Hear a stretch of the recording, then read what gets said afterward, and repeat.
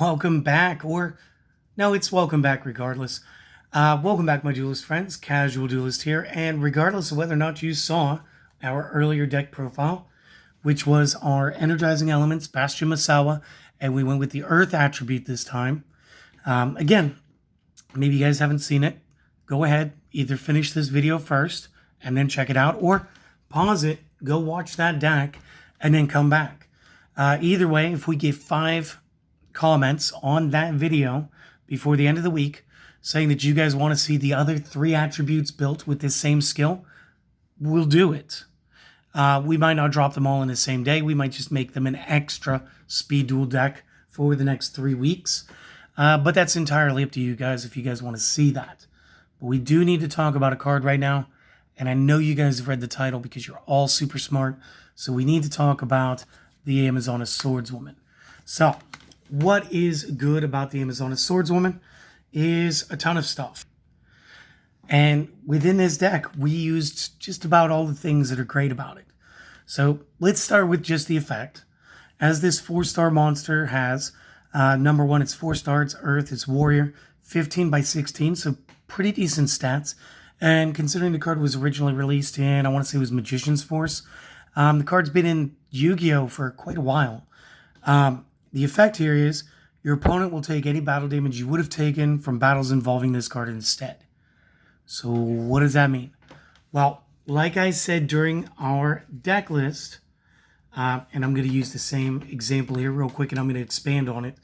If our Amazoness Swordswoman attacks our opponent's Blue Eyes Ultimate Dragon, well, that's normally a 3,000 point negative to our own hit points.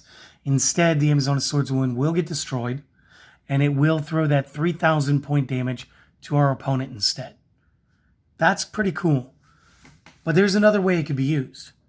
So I like to use Book of Moon a lot.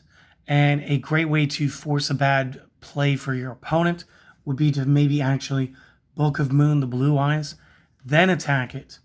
Why? Because an attack position monster doesn't exactly die to a defense position monster unless there's another effect like Day Counter Blow, or a monster that has that same effect already on them. So generally, both monsters would survive. So now we have to do 3,800 versus the 15. So just real quick, that's going to be something like 2,300 points. And again, I'm not going to take that. My opponent's going to take that for me. But that's still over half their hit points. So now what this forces is that when it goes to their turn, it doesn't matter what position they move this card to. They have to either attack the Swordswoman, take it off the field, or put it in defense mode before they attack it. They have to find a way to where this battle is not going to be damaging, because in Speed Duel, it's only 4,000 hit points, and you already took a little over half that. So it's a great way to use the card. It is awesome. And again, we've been using this ever since, like, if it was Magician's Force, we were using this during Chaos and like Scapegoat format, stuff like that. So again, just totally cool card. And again, we were using the Energizing Elements. Obviously, I still have the skill card on the mat, but I just pulled this out of the deck. Other things that you could do with this is we can search it through battle off the Giant Rat, and then board it as a threat to their hit points, depending on the life difference plus what the opponent is going to have left for their attacks. And additionally, we could search it at any time with Reinforcement of the Army. Now, Reinforcement of the Army in the main game, the advanced format, and even the traditional format, is going to be a card that's limited to 1. But we're playing Speed Duel format, and Speed Duel has no restrictions yet. So, feel free to run 3 copies of Reinforcement of the Army to go ahead and grab the Amazoness Swordswoman whenever you want.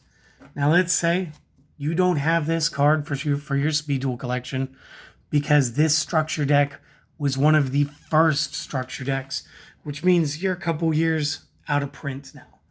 So, barring finding these structure decks, and they've gotten a little more expensive. I think the last time I looked them up, they were ranging anywhere between $20 and $40, which to me is insane for the amount of cards that comes in them.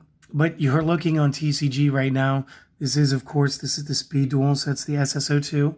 Same as what we have there. And you're looking at like $5 a copy there.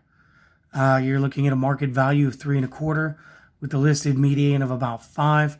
And of course, as we got energizing elements, as we got all these other things that happened, you're going to notice that the pricing actually did go up in the history. And again, yeah, this is not going to be a very cheap card for you to find. And even when you do find the lower listed prices, you can expect to see more on the shipping. Now, I don't know how you'd like to go about that.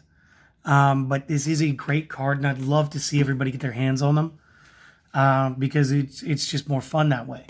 Another thing we might be able to see is if Master Duel creates a speed duel format and just allows us to either earn or just gives us the entirety of the speed duel format cards. So this way we could start playing speed duel like that. That would be just awesome. And it would be much easier for me to get some duel video on the channel. So, again, I hope that you guys enjoyed this. Again, do all the things if you'd like to. Don't do them if you don't want to. Do the one thing. It's the most important thing. Have a great day. Have a great rest of your weekend. And hopefully this next week is going to be just amazing for you.